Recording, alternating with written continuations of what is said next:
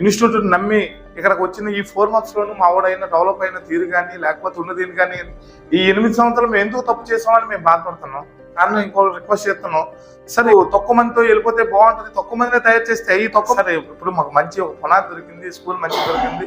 మా అబ్బాయి ఇంతకు ముందు మీద బాగా చదువుతున్నాడు.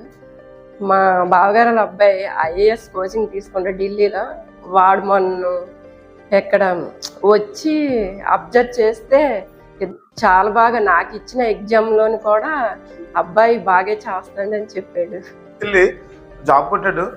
అయితే ఆ అబ్బాయి మనోడిని టెస్ట్ చేసిన తర్వాత మెటీరియల్ అంతా చూసిన తర్వాత ఎస్కోట్లో ఇంత ఇంత ఈ మెటీరియల్ కోసం ఎక్కడెక్కడ కోచింగ్కి వెళ్తాను కదా, ఫిఫ్త్ క్లాస్కి ఇంత చెప్తాను రా అని అడిగాడు. అంటే ఆయన ఆశ్చర్యపోయాడు. ఇంత అంటే